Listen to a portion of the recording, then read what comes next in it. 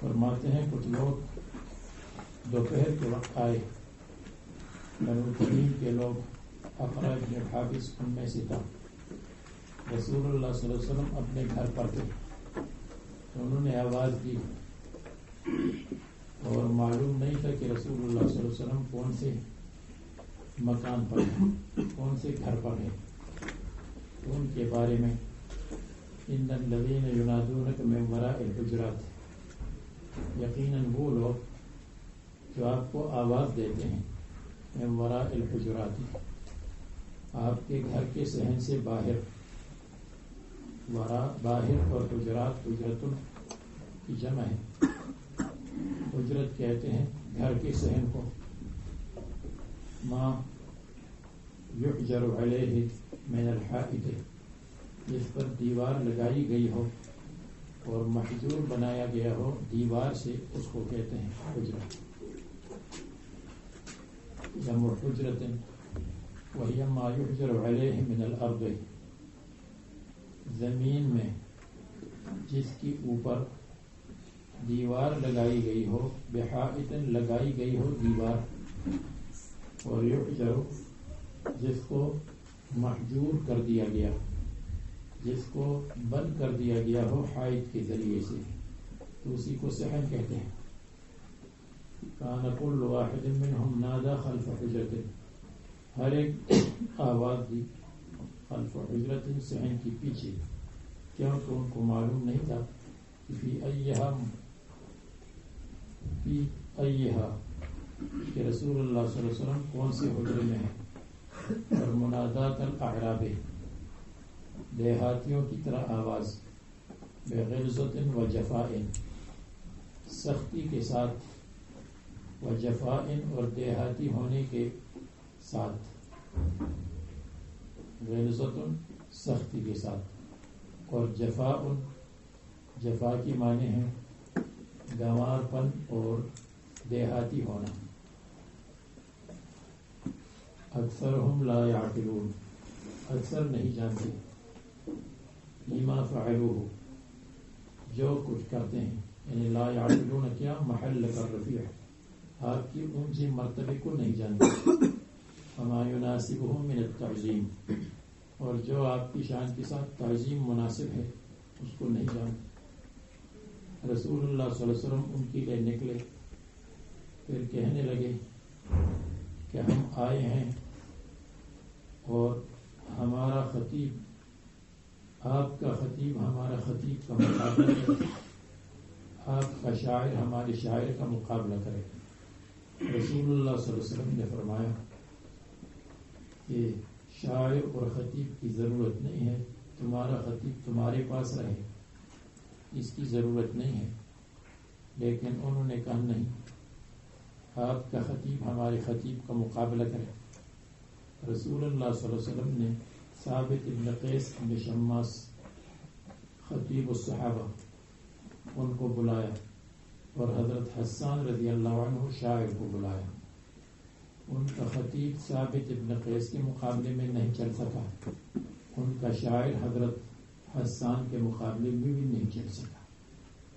معلوم ہوا کہ ان کاموں کی ضرورت تو نہیں ہے، لیکن جہاں کسی وقت ضرورت پڑتی ہو تو ضرورت کے وقت پہ شاعری سے کام لینا یا خطابت سے کام لینا دین کی سربلندی کے لیے جائز ہے، جیسے انہوں نے کیا تھا۔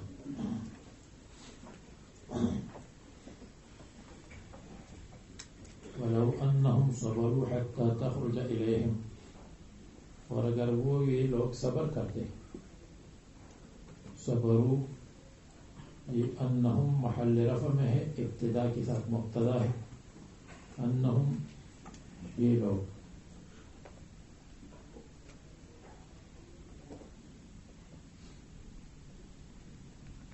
تو انہم فی محل رفع بالابتداء، یعنی ولو وکونہم صبروا حتی تخرج الیہم لکان خیرا لہم، یہ خبر ہو جائے گی لکان خیرا لہم۔ اور علماء فرماتے ہیں کہ اصل یہ ہے لو کے بعد فعل مقدر ہے، ولو ثبت انہم صبروا، اور اگر یہ بات ثابت ہو کہ وہ صبر کر لیتے کہ حتی تخرج الیہم لکان خیرا لہم، یہ لکان خیرا لہم لو کے لیے جزا ہے، لو کے لیے جزا ہے، اور انہم صبر میں نے کہا خبر ہے، خبر نہیں۔ اگر انہم صبر مبتدا ہو تو پھر خبر محذوف ہوگی، ولو انہم صبر یعنی کون ہم صابرین افضل حتی تخرج الیہم، اور لکان خیر لہم یہ پھر دال علی الخبر ہے، جزا ہے دال علی الخبر، لکان تو ہوتا یہ صبر خیر لہم ان کے لیے بہتر، من استعلاء النداء آواز بلند کرنے سے یہ بہتر ہوتا۔ اللہ تعالیٰ غفور الرحیم ہے، جب ان کو آداب معلوم نہیں تھے تو جو مسلمان ہیں اللہ تعالیٰ نے ان کی مغفرت کی، لمن تاب منہم، اور نازل ہوئی آنے والی آیت ولید ابن عقبہ رضی اللہ عنہ کے بارے میں۔ رسول اللہ صلی اللہ علیہ وسلم نے ان کو بھیجا تھا بنی مستلق کے پاس مصدقاً عامل کے طور پر زکوٰۃ وصول کرنے کے لیے، فخافہم تو یہ ان سے ڈر گئے، لطرۃ کانت بینہ و بینہم عداوت کی وجہ سے، دشمنی کی وجہ سے جو ان کے درمیان اور بینہم بنی مستلق کے درمیان تھی جاہلیت میں، یہ واپس آئے اور کہنے لگے کہ انہوں نے صدقے کو منع کیا، صدقہ نہیں دیا، وہموا بقتلہ میرے قتل کا ارادہ کیا، تو رسول اللہ صلی اللہ علیہ وسلم نے ان کے جہاد کا ارادہ کیا، وجاءوا منکرین ما قالہ عنہ، تو وہ رسول اللہ صلی اللہ علیہ وسلم کے پاس آئے اور انکار کیا ما قالہ عنہ جو کچھ کہا ولید ابن عقبہ نے ان کے بارے میں کہ انہوں نے کہا کہ ہم نے تو ان کو دیکھا ہی نہیں، بلکہ ہم تو انتظار میں تھے کہ ولید ابن عقبہ آئیں گے اور زکوٰۃ وصول کریں گے، لیکن وہ نہیں آئے۔ تو اس لیے ہمیں اپنے امیر نے بھیجا کہ ہم حالات معلوم کریں کہ کیوں نہیں آئے۔ تقریباً تمام مفسرین کہتے ہیں کہ یہ آیت کریمہ ولید ابن عقبہ کے بارے میں آئی ہے۔ ولید ابن عقبہ صحابی ہے اور حضرت عثمان رضی اللہ عنہ کے رشتہ دار ہیں، اور حضرت ابو بکر صدیق کے زمانے میں اور اس کے بعد حضرت عثمان رضی اللہ عنہ کے زمانے میں مختلف گورنری کے عہدوں پر رہے ہیں اور جہاد کے کمانڈر رہے ہیں۔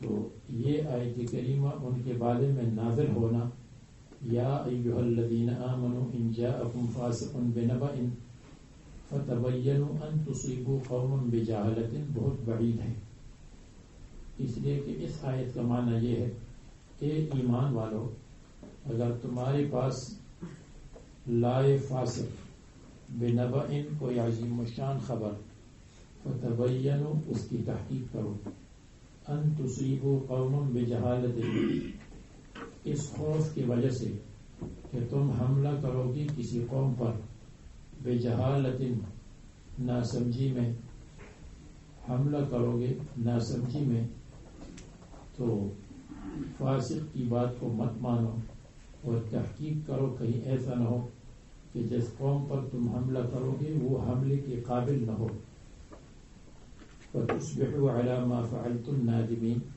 تو تم بن جاؤ گے اپنے فعل پر نادم اور پشیمان۔ اس کے کئی دلائل ہیں کہ یہ آیت کریمہ حضرت ولید ابن عقبہ رضی اللہ عنہ کے بارے میں نازل نہیں ہوئی۔ ایک تو یہ ہے کہ ابو داود میں حدیث ہے کہ حضرت ولید ابن عقبہ فتح مکہ کے موقع پر رسول اللہ صلی اللہ علیہ وسلم جب تشریف لائے، ولید ابن عقبہ چھوٹے بچے تھے۔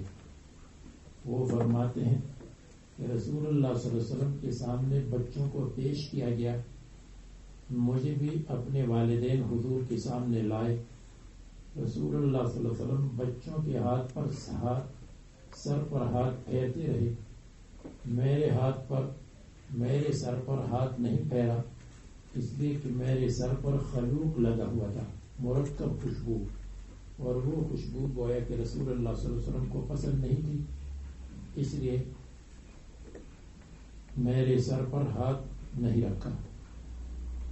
تو جو فتح مکہ کے موقع پر چھوٹا بچہ ہو تو وہ 2 سال میں، رسول اللہ صلی اللہ علیہ وسلم کی زندگی فتح مکہ کے بعد 2 سال رہی، 2 سال میں اتنے بڑے کیسے ہو گئے کہ ان کو بنی مستلق کے اوپر عامل بنا کر بھیجا۔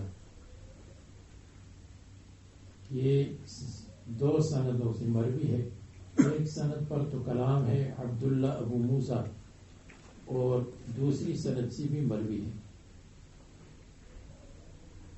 دوسری دلیل کہ یہ ولید ابن عقبہ کے بارے میں نہیں ہے۔ اگر یہ ولید ابن عقبہ کے بارے میں ہوتی تو پھر عبارت یوں ہوتی، یا ایھا النبی ان جاءک فاسق بنبأ، اے نبی اگر آپ کے پاس ولید ابن عقبہ خبر لائے، اس لیے کہ ولید ابن عقبہ نے مسلمانوں کے پاس خبر نہیں لائی تھی، ولید ابن عقبہ میں رسول اللہ صلی اللہ علیہ وسلم کے پاس خبر لائی تھی کہ وہ تو مجھ پر حملہ کر رہے تھے اور مجھے بھگایا اور میں بھاگ کر آیا، تو عبارت یہ ہوتی، یا ایھا النبی ان جاءک فاسق ولید ابن عقبہ فتبینوا۔ تیسرا قرینہ یہ ہے کہ یہاں فاسق کا لفظ آیا ہے، اور فاسق قرآن کریم کی اصطلاح میں کافر کو کہتے ہیں۔ تو ان جاءکم فاسق بنبأ، اے ایمان والو اگر تمہارے پاس کوئی کافر خبر لائے، فاسق سے مراد کافر ہے، افمن کان مؤمنا کمن کان فاسقا، کیا مومن فاسق اور کافر کی طرح ہو سکتا ہے؟ ابلیس کے بارے میں ففسق عن امر ربہ، وہ فاسق بن گیا اللہ تعالیٰ کے حکم سے۔ تو بالفرض اگر ولید ابن عقبہ کی بات صحیح ہو تو پھر مطلب یہ ہوگا کہ اے ایمان والو، یعنی اے ولید ابن عقبہ، ان جاءکم فاسق بنبأ، اگر کوئی کافر تمہارے پاس خبر لائے کہ یہ تو سب کافر بن گئے، فتبینوا، تو تم تحقیق کر لو۔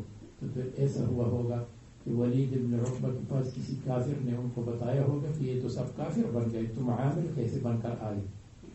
تو وہ واپس گئے اور رسول اللہ صلی اللہ علیہ وسلم کو بتایا۔ تو ولید ابن عقبہ فاسق نہیں ہے، فاسق نے ان کے پاس آ کر بتایا ہوگا، پھر واقعہ یوں ہوا ہوگا۔ یہ تیسری دلیل ہے۔ چوتھی دلیل یہ ہے کہ اگر فاسق سے مراد ولید ابن عقبہ ہو اور وہ نص قرآنی سے فاسق ہو جائے تو الصحابۃ کلہم عدول کہاں جائے گا؟ الصحابۃ کلہم عدول ہے تو ولید ابن عقبہ پھر کیسے فاسق بن گئے؟ اور پانچواں قرینہ یہ ہے کہ یہ روایت جس میں ولید ابن عقبہ کا جانا اور لوگوں سے ڈرنا مذکور ہے، تو یہ روایت مجاہد اور قتادہ تک پہنچی ہے، اور اس میں مرفوع روایات دو ہیں۔ ایک کی سند میں موسیٰ ابن عبیدہ ہے جو ضعیف مشہور ضعیف راوی ہے، موسیٰ ابن عبیدہ، اور دوسری سند ہے مسند احمد کی۔ مسند احمد کی سند کو علماء نے صحیح کہا ہے لیکن وہ صحیح نہیں ہے۔ اس کی سند میں عیسیٰ ابن دینار ہے، دینار، اور دینار مجہول ہے۔ لم یرو عنہ الا ابنہ، صرف ان کے بیٹے نے اس سے روایت کی ہے، تو وہ بھی ضعیف ہے، مجہول روایت ہے۔ تو اس کے تمام طرق ضعیف ہے، تو جو ضعیف طرق ہو ان کی وجہ سے صحابی رسول صلی اللہ علیہ وسلم کو فاسق کہنا کہاں جائز ہے؟ اس کی چھٹی دلیل یہ ہے کہ بالفرض اگر ہم تسلیم کر لیں کہ یہ ولید ابن عقبہ کے بارے میں ہے، تو ولید ابن عقبہ نے جب وہ استقبال کے لیے نکلے تھے تو ان کے استقبال کو دشمنی سمجھا کہ یہ استقبال کے لیے نہیں آئے ہیں، یہ تو میرے دشمن ہے، اس لیے میرے مقابلے اور قتل کرنے کے لیے آئے ہیں۔ تو یہ خطأ اجتہادی ہو جائے گی، اور جو خطأ اجتہادی کا مرتکب ہو تو اس کو فاسق کہنا کہاں جائز ہے؟ حدیث میں تو آتا ہے جو اجتہاد کرے، اگر اجتہاد صحیح ہو تو ڈبل اجر ملے گا، اور اگر اجتہاد غلط ہو، صحیح نہ ہو، تو اس کو ایک اجر ملے گا۔ تو وہ فاسق کیسے ہیں؟ خطأ اجتہادی کی وجہ سے۔ ساتویں وجہ یہ ہے کہ یہ صحیح نہیں ہے کہ اس روایت میں اضطراب ہے۔ ایک روایت میں یہ ہے کہ ولید نے کسی کو نہیں دیکھا اور دشمنی کی وجہ سے واپس آئے، اور دوسری روایت میں آیا ہے کہ ولید جب پہنچے تو وہ استقبال کے لیے نکلے تھے تو انہوں نے استقبال کو دشمنی سمجھا۔ ولید نے دیکھا یا نہیں دیکھا؟ ایک روایت میں استقبال کے لیے نکلے تھے، دیکھا، ایک ولید نے کہ دیکھا ہی نہیں ان کو، اور ایک روایت میں آتا ہے کہ جو لوگ ان کے استقبال کے لیے آئے تھے تو انہوں نے ان کے کپڑے چھینے، ولید کے کپڑے چھین لیے، تو اس لیے ولید وہ بھاگ گیا واپس۔ تو کپڑا چھیننا یہ اور روایت ہے۔ پھر ایک روایت میں آتا ہے کہ رسول اللہ صلی اللہ علیہ وسلم نے جب ولید واپس آئے تو حضرت خالد بن ولید بھیجنے کا ارادہ کیا کہ خالد بن ولید ان کے خلاف جہاد کرے۔ ایک روایت میں یہ ہے، اور دوسری روایت میں یہ ہے کہ خالد بن ولید کو بھیجا نہیں۔ ایک روایت میں ہے کہ خالد بن ولید کے بھیجنے کا ارادہ کیا، بھیجا نہیں، کہ وہ آ گئے، خود وہ لوگ آ گئے۔ اور انہوں نے کہا یا رسول اللہ ہم تو انتظار میں تھے لیکن کوئی عامل نہیں آیا. رسول اللہ صلی اللہ علیہ وسلم نے فرمایا میں تو آپ کے خلاف خالد بھیجنے والا تھا. اور دوسری روایت میں آئے کہ خالد بن ولید گئے جب وہاں اذانی سنی تو واپس آ گئے کہ وہ تو مسلمان ہیں. تو کون سی روایت کو لے لیا جائے؟ تو اس لیے یہ روایت قابل اعتبار نہیں. یہ 7ویں وجہ ہے. 8ویں وجہ یہ ہے یہ روایت قابل اعتبار نہیں کہ اگر صحابہ کے بارے میں یہ ہے کہ ان جاءکم فاسق بنبأ فتبینوا اور صحابہ میں سے بعض فاسق ہو تو پھر ما بعد کی آیات کے ساتھ تعارض آ جائے گا. ما بعد میں اللہ تعالیٰ فرماتے ہیں وَلَكِنَّ اللَّهَ حَبَّبَ إِلَيْكُمُ الْإِيمَانَ وَزَيَّنَهُ فِي قُلُوبِكُمْ وَكَرَّهَ إِلَيْكُمُ الْكُفْرَ وَالْفُسُوقَ. فسق کو آپ لوگوں نے لات ماری ہے اور تم کو اللہ تعالیٰ نے فسق تمہارے لیے مکروہ کر دیا ہے. اور پہلے فاسق تو فاسق بن گئے اور کر رہا الیکم الفسوق. ان دونوں میں کیسے مطابقت ہوگی؟ تو ان وجوہات کی وجہ سے یہ حضرت ولید بن عقبہ کے بارے میں لازم نہیں ہوئی. وہ روایت مخدوش ہے. یا ایھا الذین آمنوا تو یہ عام طور پر اچھا ایک روایت میں آتا ہے کہ ولید بن عقبہ نے کوئی رجل کیا تھا, رجل مجہول کیا تھا. یا ایھا الذین آمنوا اے ایمان والو اگر تمہارے پاس فاسق لائے کوئی خبر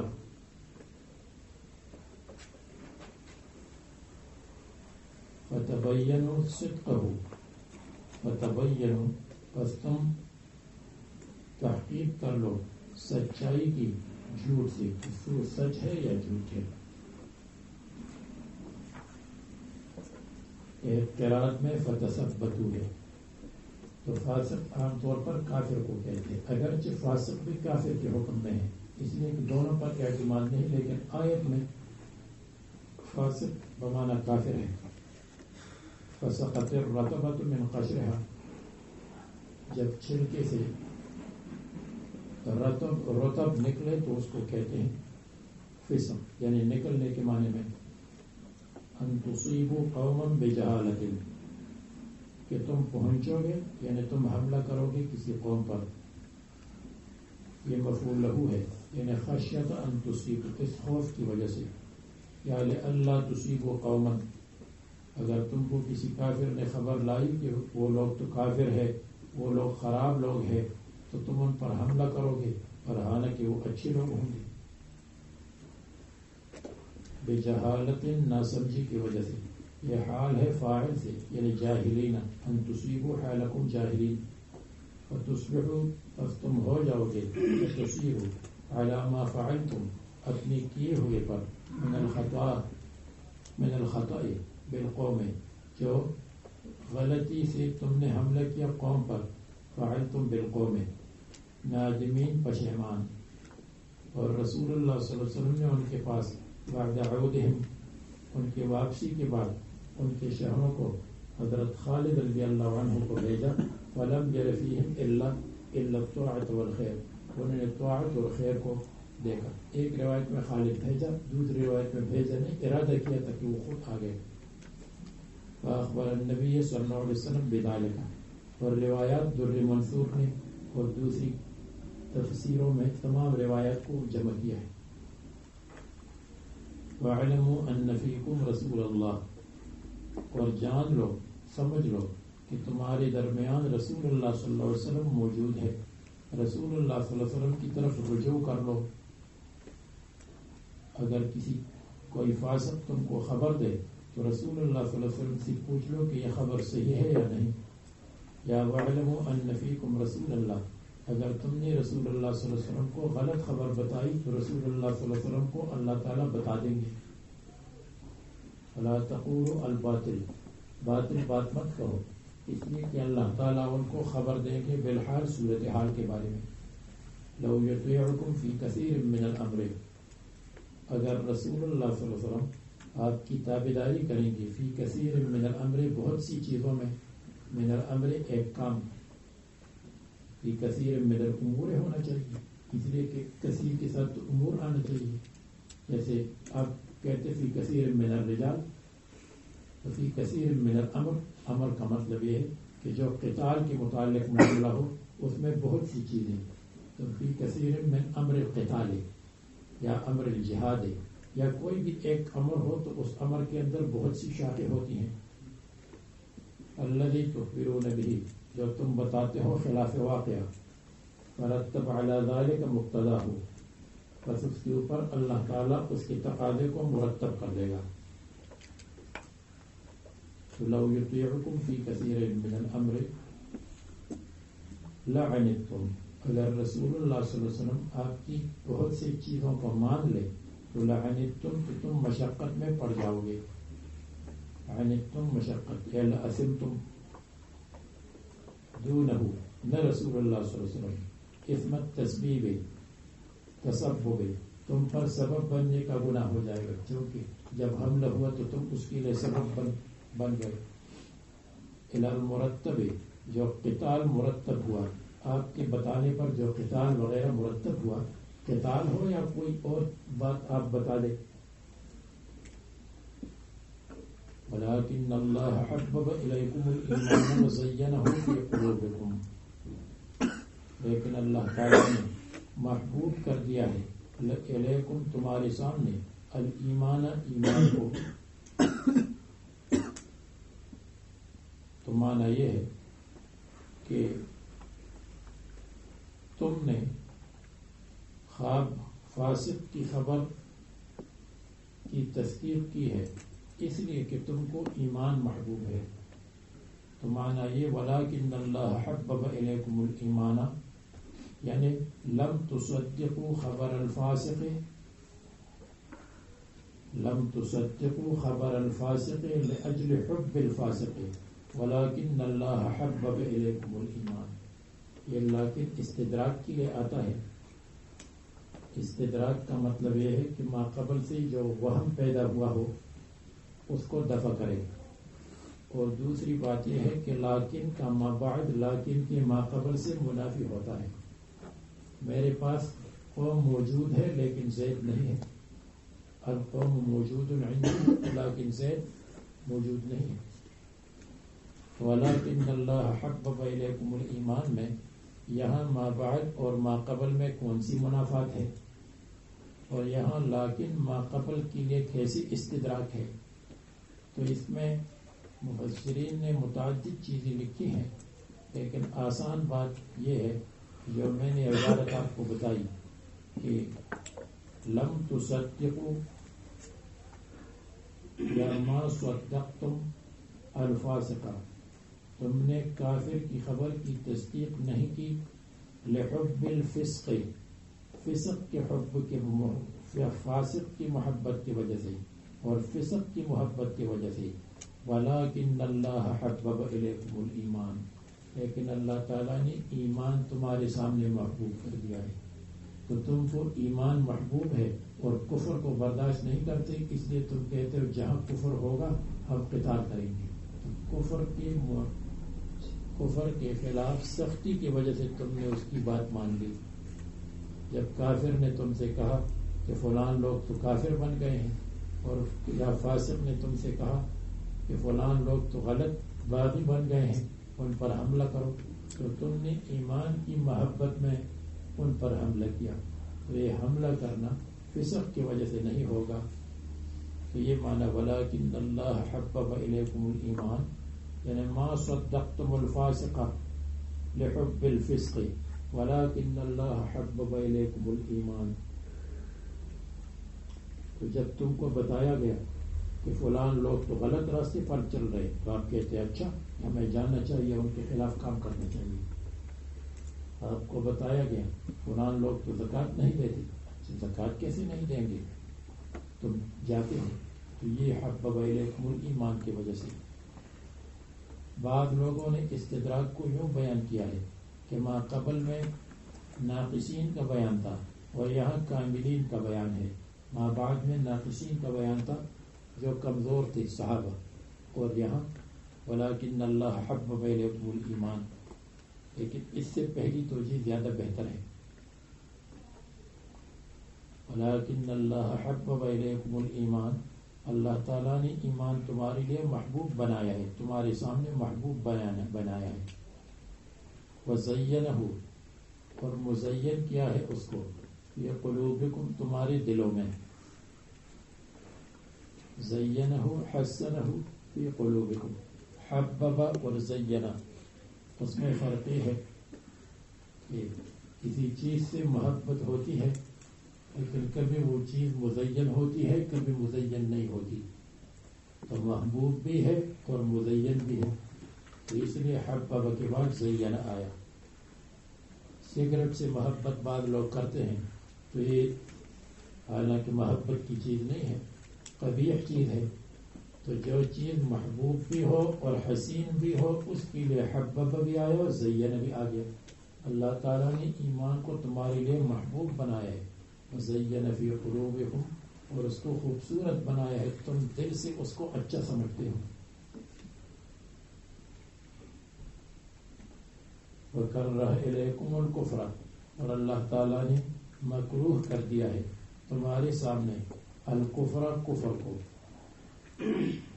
والفسوق، اور فسوق کو، الخروج من الطاعت، رسول اللہ صلی اللہ علیہ وسلم کی تابعداری سے نکلنا.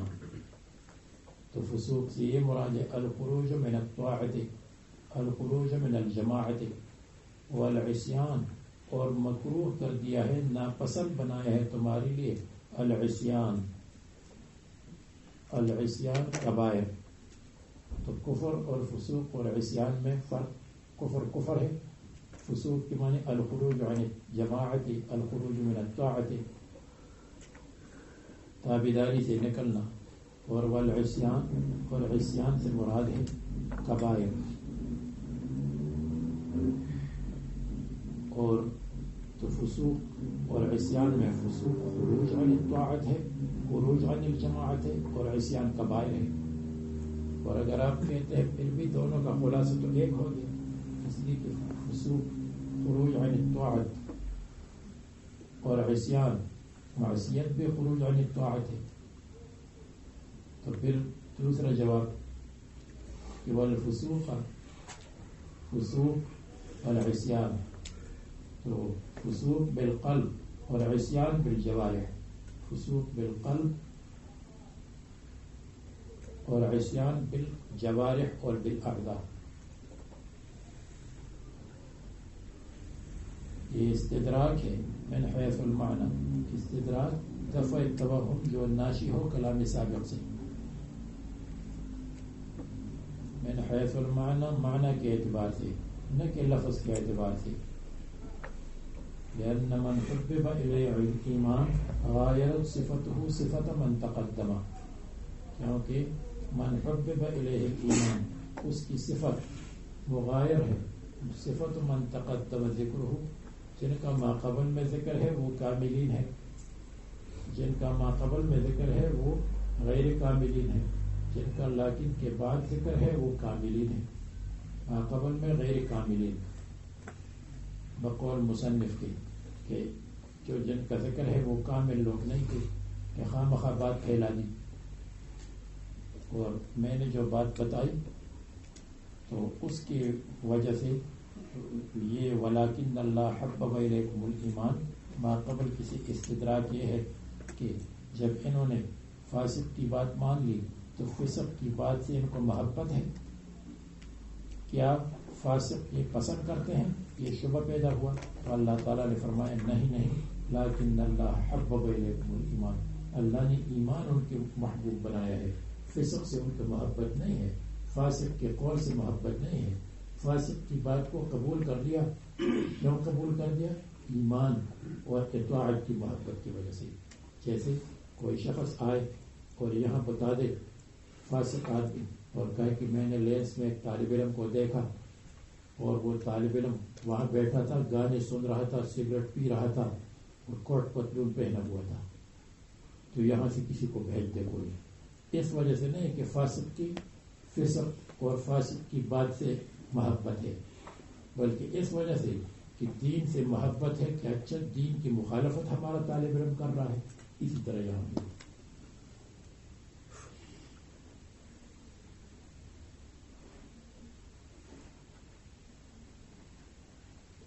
جیسے گلستان میں قصہ ہے کہ ایک آدمی نے جب شادی کی اور موچی تھا، موچی وہ چمڑے کا کام کرتا ہے، تو اس نے اپنی بیوی کو جس وقت بوسہ لیا تو دانتوں سے اس کے چہرے کو کاٹا اور ایسا کاٹا کہ اس کی گوشت کو الگ کر دیا۔ یہ کام اس نے محبت کی وجہ سے کیا، اگرچہ اوپر سے کام اچھا نہیں ہوا۔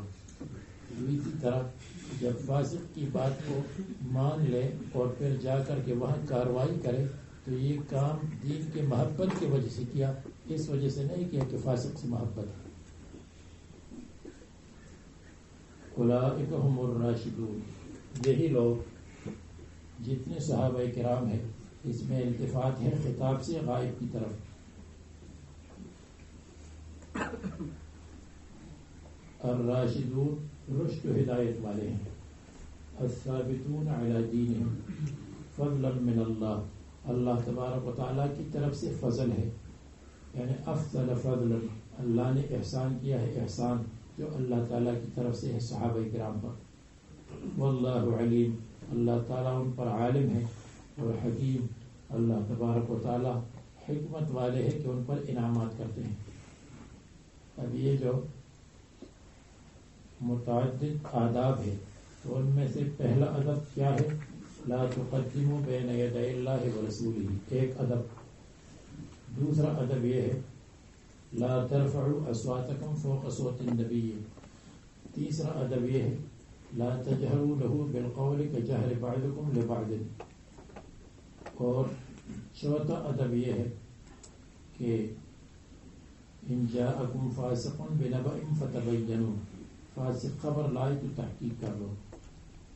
اور پانچواں ادب یہ ہے وَإِن طَائِفَتَانِ مِنَ الْمُؤْمِنِينَ اقْتَتَلُوا، اگر دو جماعتی مؤمنین میں سے قتال کرے۔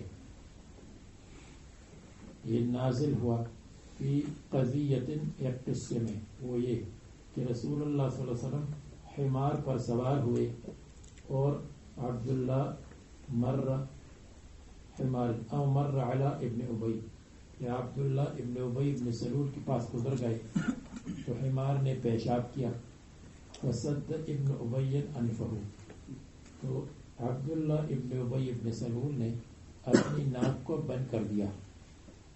تو عبداللہ ابن رواحہ نے کہا واللہ رسول اللہ صلی اللہ علیہ وسلم کے حمار کا بول زیادہ خوشبودار ہے آپ کے مشت سے، یہ محبت کی وجہ سے کہا۔ فَكَانَ بَيْنَ قَوْمَيْهِمَا ضَرْبٌ، تو دونوں کی جماعتوں اور قبیلوں کے درمیان پٹائی ہوئی، ہاتھوں سے، جوتوں سے، والسعف، اور کھجور کے ڈنڈوں سے۔ سعف کہتے کھجور کی شاخیں اور کھجور کے ڈنڈے، لکڑیاں، اس سے ہوئی۔ تو یہ آیت کریمہ نازل ہوئی۔ اقتتلوا، آپس میں اقتتال کرے، جمع ہے، یعنی اگر کوئی کہے طائفتین ہے تو اقتتلا ہے، کہتے ہیں طائفتین، ہر ایک طائفے میں مختلف لوگ ہیں تو اس لیے اقتتلوا آ گیا۔ نظرا الی المعنی، معنی کو دیکھتے ہوئے، لأن کل طائفۃ، کیونکہ ہر ایک جماعت، ہر ایک طائفہ جماعت ہے، اور اقتتلتا بھی آیا ہے فاصلحوا بینہما، تو دونوں کے درمیان صلح کرو۔ سنیہ، تسنیہ لایا، بینہما نظرا الی اللغو، کیونکہ طائفتان تسنیہ ہیں۔ فإن بغت احداہما علی الاخری، پس اگر بغاوت اور زیادتی کرے ایک دوسرے پر، اگر بغات قتال کرے تو اس کا حکم یہ ہے کہ ان کے ساتھ قتال کیا جائے، اذا اقتتلوا، اور ان کے ساتھ صلح کر لی جائے، اذا امتنعوا، جب قتال بند کر دیں۔ باغیوں کا یہ حکم ہے۔ تو اگر ایک جماعت نے بغاوت کی، زیادتی کی دوسری جماعت پر، فقاتلوا التی تبغی حتی تفیء الی امر اللہ، پس تم قتال کرو اس جماعت سے، تبغی، جو جماعت زیادتی کرتی ہے، بغاوت کرتی ہے، حتی تفیع، یہاں تک کہ واپس آ جائے اللہ تعالیٰ کے حکم تک. اللہ تعالیٰ کے حکم کو معلوم ہوا کہ اگر کسی حکومت سے کوئی جماعت باغی ہو جائے تو اگر وہ قتال کرتی ہے تو اس کے ساتھ قتال کرو، اور اگر قتال نہیں کرتی تو پھر چھوڑ دو. یفیع واپسی کو کہتے ہیں. فے اس سایہ کو کہتے ہیں جو واپس آ جائے، یعنی پہلا سایہ ایک طرف تھا اب واپس دوسری طرف آ گیا تو اس کو فے کہتے ہیں. مال غنیمت بھی واپسی کو کہتے ہیں کہ ایک کافر کے پاس تو ویسے تھا، اصل تو یہ ہے کہ مسلمان کے پاس واپس آئے تاکہ مسلمان اس دین کا کام کرے. الی امر اللہ، اللہ تعالیٰ کی دین کو. فإن فاءت، پس اگر ایک جماعت واپس آ جائے دین کی طرف اور بغاوت سے تائب ہو جائے، فأصلحوا بینہما بالعدل، تو ان کے درمیان صلح کر لو، بالعدل انصاف کے ساتھ. انصاف کرو تاکہ حسد پیدا نہ ہو. وَأَقْسِطُوا، اور انصاف کرو. تو اگر کوئی کہے اصلحوا بینہما بالعدل، صلح کرو انصاف کے ساتھ، اور اقسطوا انصاف کرو، دونوں میں تو فرق نہیں ہے، برابر ہے. ایک جواب یہ ہے فأصلحوا بینہما بالعدل وأقسطوا فی جمیع الناس. ان کے علاوہ یہ جو جماعتیں متحاربین ہیں ان کے علاوہ اور لوگوں کے ساتھ بھی انصاف کرو، ان کے ساتھ بھی انصاف کرو، دوسرے لوگوں کے ساتھ بھی انصاف کرو.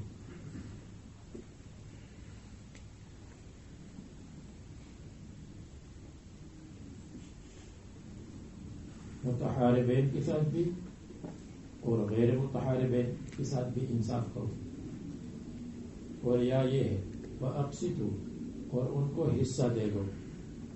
یعنی جب دو جماعتوں میں مقابلہ ہو اور ایک جماعت دوسری جماعت پر بغاوت کرے تو ان کے ساتھ قتال کرو حتی تفیء الی امر اللہ. بس اگر وہ واپس آ جائے تو فأصلحوا بینہما، تو پھر صلح کرو دونوں کے درمیان. جو جماعت باقی ہو چکی تھی اور دوسری جماعت ہے ان کے درمیان صلح کرو بالعدل انصاف کے ساتھ. اور انصاف کا تقاضا ہے وَأَقْسِطُوا وَأَعْطُوهُمْ قِسْطَهُمْ، ان کا جو حصہ ہے اگر وہ کچھ مانگتے ہیں وہ دے دو. اعطوہم قسطہم، انصاف کا تقاضا ہے.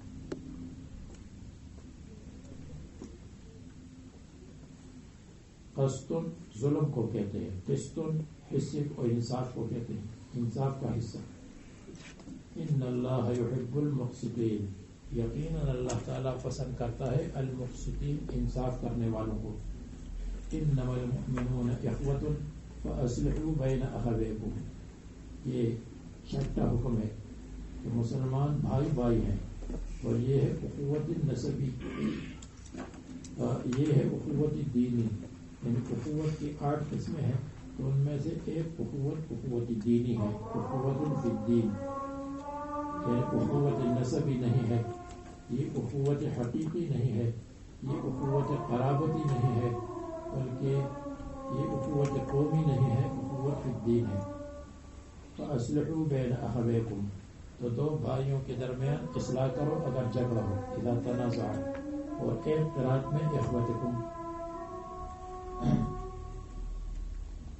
واتقوا اللہ، اور اللہ سے ڈرو اصلاح میں، ایک کی طرف میلان مت کرو. لعلکم ترحمون، تاکہ تم پر رحم کیا جائے.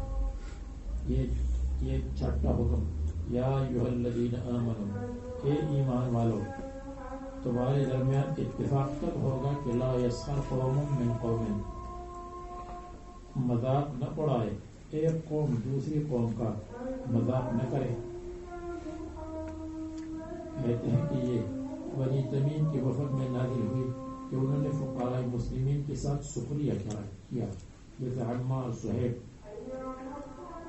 اور بعض کہتے ہیں کہ حضرت عائشہ رضی اللہ عنہا نے حضرت صفیہ یا حضرت زینب بنت جحش، حضرت صفیہ یا حضرت زینب بنت خزیمہ، جحش نہیں، ان کے بارے میں قصیرتن کا لفظ کہا اور اشارہ کیا کہ ان کا قد چھوٹا ہے. تو ان کے بارے میں، اور یا عام حکم ہے کسی کے بارے میں نازل نہ ہو. الازدراء سخریہ کہتے ہیں الازدراء والاحتقار. ازدراء کسی کو حقیر سمجھنا اور ازدراء کا لفظ مشکل ہے تو احتقار اس کی تشریح ہے.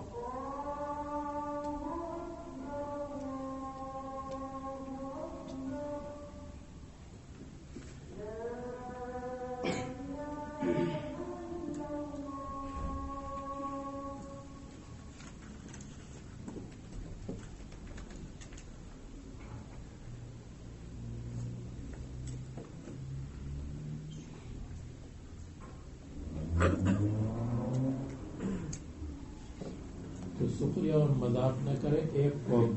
اے رجال منکم، یعنی قوم سے مراد رجال ہے.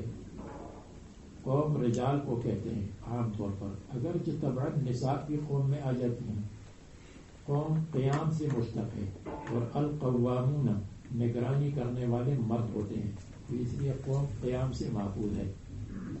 وما ادری وسوف اخال ادری اقوم آل حسن ام نساء، اور میں نہیں جانتا اور عن قریب جاننے کی امید بھی نہیں ہے، مجھے معلوم نہیں ہے کہ کیا آل حسن قوم یعنی رجال ہے یا نساء ہے. ان کی مذمت بیان کرتے ہیں.